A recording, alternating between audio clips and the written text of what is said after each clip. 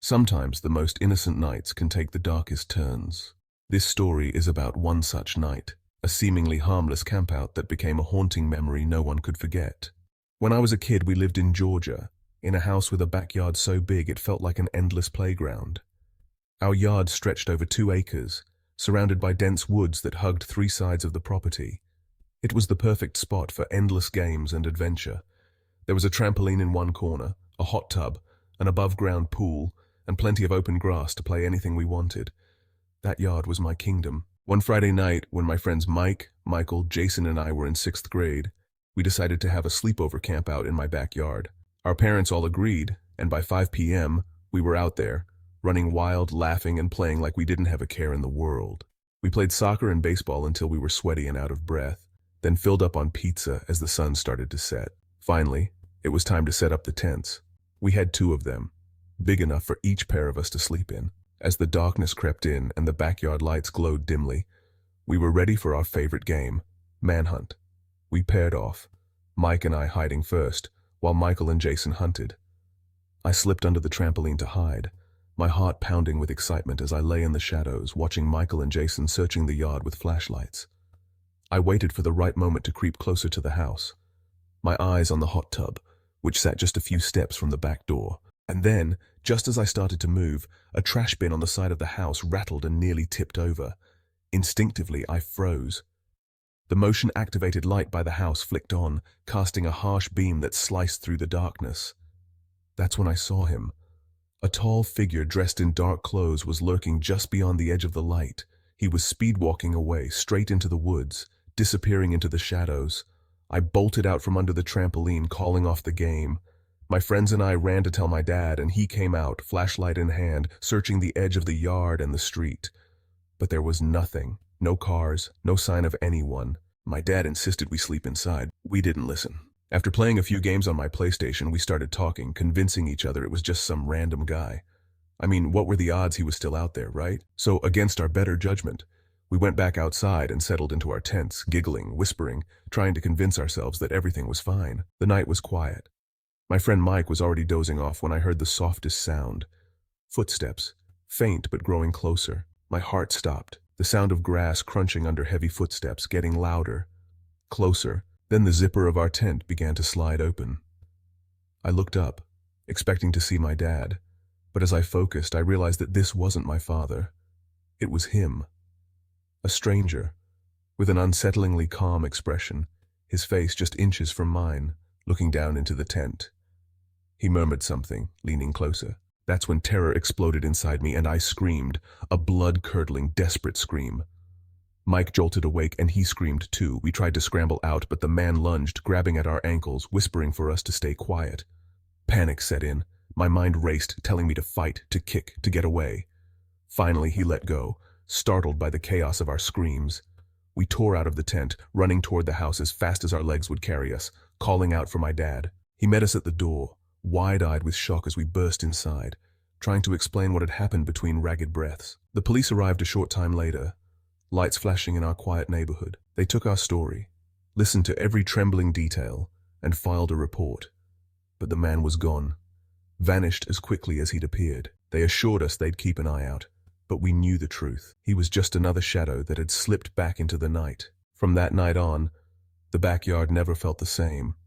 The trampoline, the hot tub, the lights, they all seemed haunted, like silent witnesses to a memory that would never leave us. And every time I heard the soft crunch of footsteps on grass, I'd shudder, knowing that somewhere in those woods he might still be watching, waiting. Some memories stay with you, haunt you. No matter how safe you think you are, sometimes the monsters aren't in your dreams, they're right outside your door. It was 2019, the kind of year that already feels like a distant, a haunted memory. That night was I at a friend's house for a sleepover. Let's call her M. I'd been looking forward to that night, excited to gossip about all the middle school drama and just have a good time. M's house was isolated, so deep in the woods that you couldn't see a neighbor's house for miles. If you looked out any window, all you'd see was an endless wall of trees. Behind her house, a steep cliff dropped down to the ocean, where the waves crashed rhythmically in the distance. That night was pretty fun at first. Our friend Sam was there too, and the three of us played all the usual games: truth or dare, hide and seek, silly teenage stuff. But when it started getting late, we decided to venture out for a walk along the gravel road leading to other houses. We asked Em's mom for permission, and to our surprise, she agreed. The night air was warm, a little humid, and it felt almost too quiet as we strolled down the road, giggling and whispering. After about 10 minutes, we spotted someone walking toward us from the opposite side. At first, it seemed harmless, maybe just another night owl out for a walk, but as he got closer, something felt off.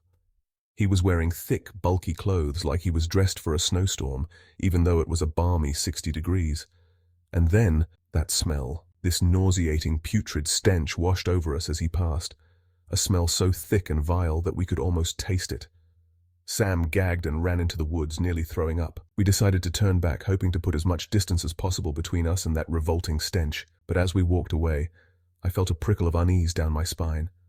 I glanced back, and there he was. No longer walking in the opposite direction, he had turned and was now following us. Our hearts raced. We sped up our pace, but every time we did, so did he. We were nearly jogging, and still he matched our pace.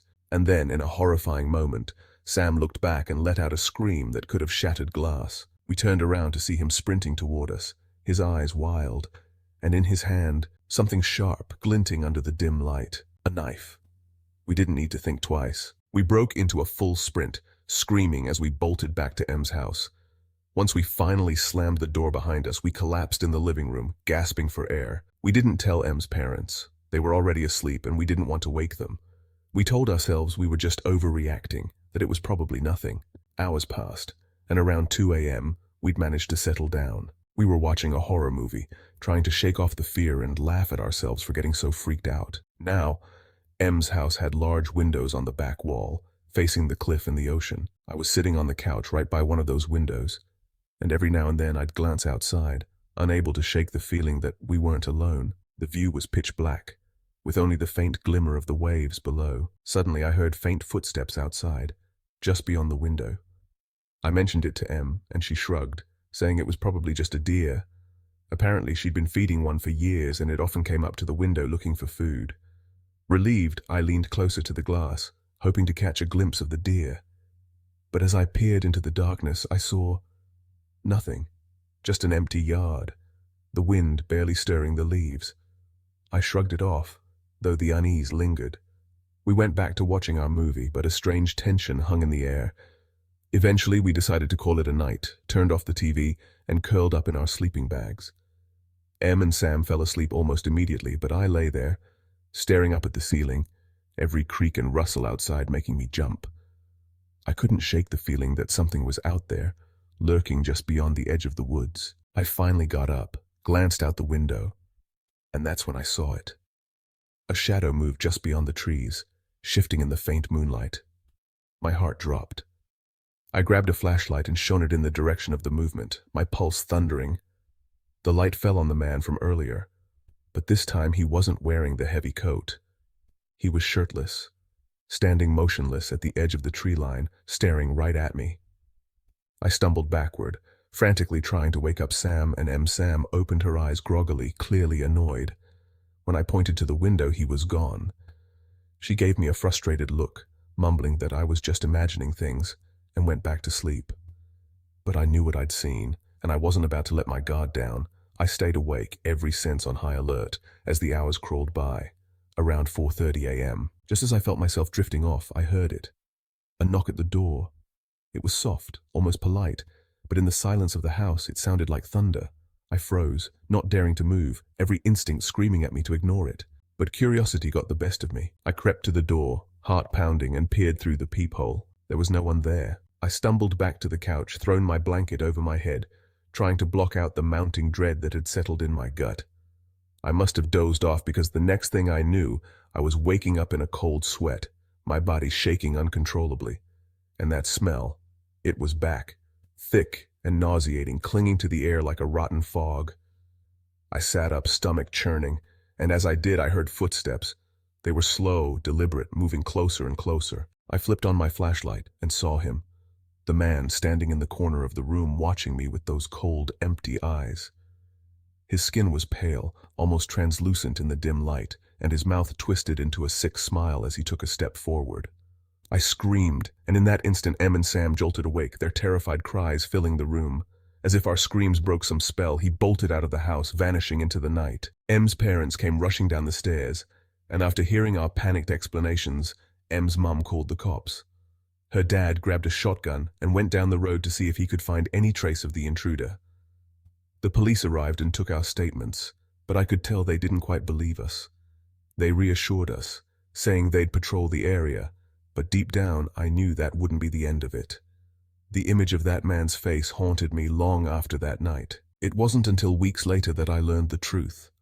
The police eventually tracked him down and searched an old abandoned shed in the woods, a place we dared each other to explore more than once. Inside, they found 5 decomposing bodies.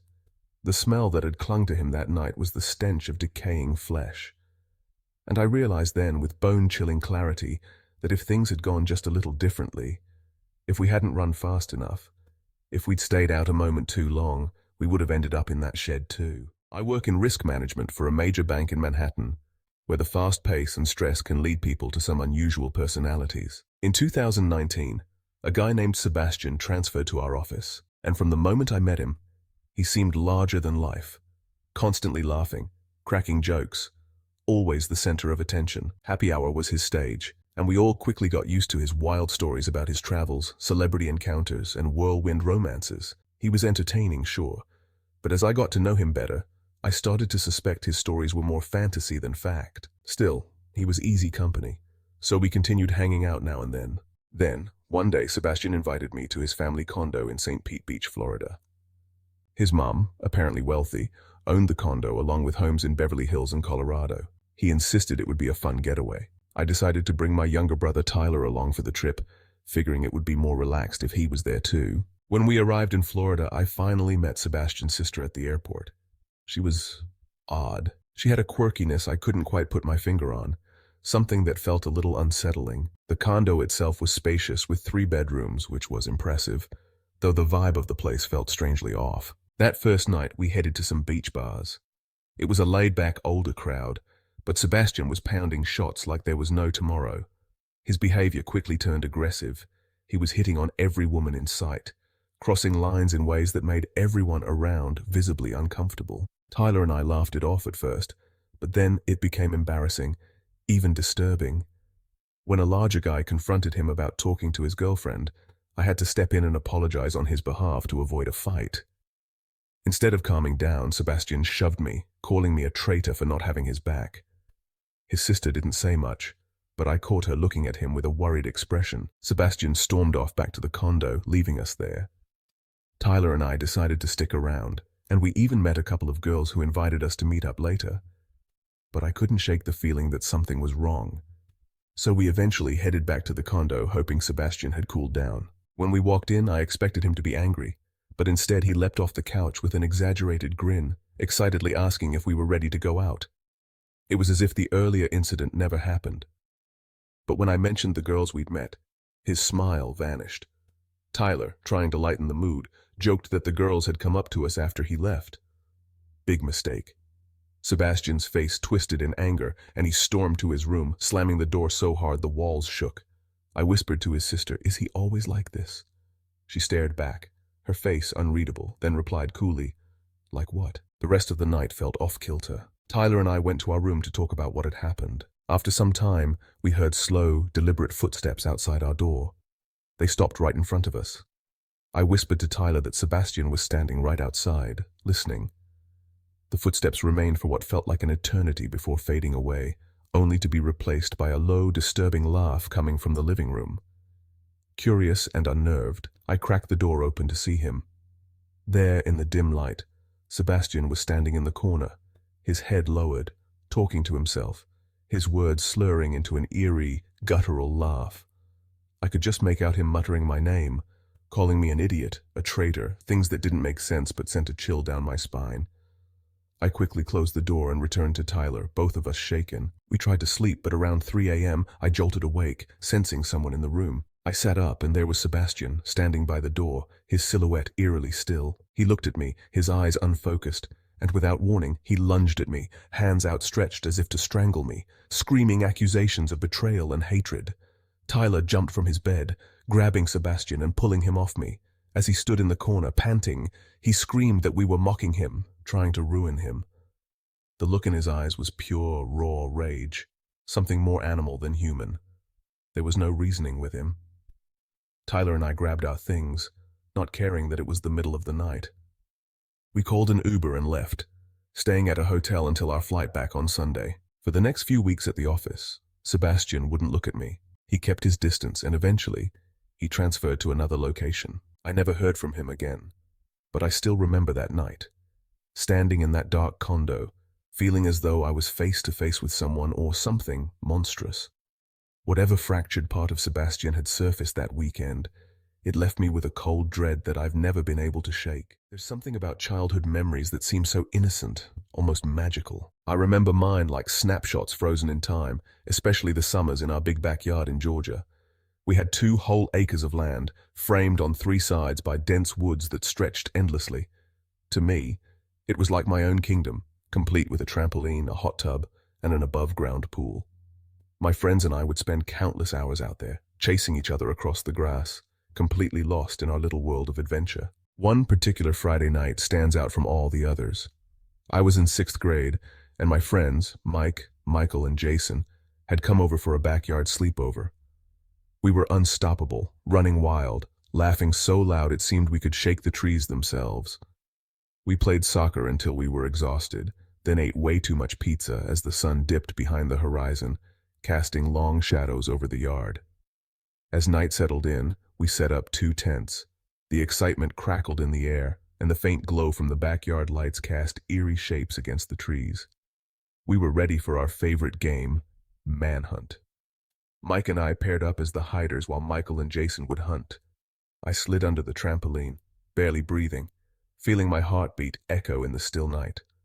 The only sounds were the distant crickets and the faint rustling of leaves as Michael and Jason crept through the yard, their flashlights sweeping the shadows. Then, just as I prepared to make a dash towards the house, a noise pierced the silence, a harsh rattle from the trash bins near the side of the house. My entire body froze. The motion-activated light snapped on, flooding the darkness with an almost blinding beam. And that's when I saw him. A tall figure, shrouded in dark clothes, standing just outside the ring of light. He wasn't moving towards us, just watching, like a shadow that had taken on a life of its own. Slowly, almost casually, he turned and walked straight into the woods, disappearing into the darkness without a sound. My heart hammered as I crawled out from under the trampoline, calling out to my friends that the game was over. We sprinted into the house, breathless, and told my dad everything. My dad went outside, flashlight in hand, combing the yard, peering down the road. But there was nothing. No trace of anyone. He urged us to sleep inside, but our nerves quickly turned to bravado, and we convinced ourselves it was probably just a random passerby. What were the odds he'd come back? Against all logic, we decided to head back out to our tents, our laughter shaky but loud as we tried to shrug off the fear. The night seemed darker now, the silence heavier, but eventually we calmed down, dozing off one by one. But just as sleep was beginning to pull me under, I heard it, a faint rhythmic crunch of footsteps on the grass growing louder with each step. My entire body went rigid, my breath caught in my throat, and then the zipper of our tent began to move. Slowly the fabric parted, and there, crouching just outside the tent, was a face I'll never forget. It was him. His eyes locked onto mine, glinting with a strange, unsettling calm. He leaned forward, close enough for me to see the faint lines etched across his face. He murmured something inaudible, his voice low and sinister, a whisper that crawled down my spine. I screamed, a raw, desperate scream that seemed to shake the ground beneath us. Mike jolted awake beside me, and before he could even register what was happening, the man lunged, his hands gripping our ankles, his fingers cold and unyielding. He whispered again, "Stay quiet." Panic surged through me, and with a wild kick I broke free. Mike and I tumbled out of the tent, tearing across the yard, our screams mingling with the sound of pounding footsteps as we hurtled toward the house. My dad met us at the door, his face a mix of horror and confusion as we stumbled inside, gasping out what had just happened. The police arrived soon after, their flashing lights casting eerie patterns across the yard.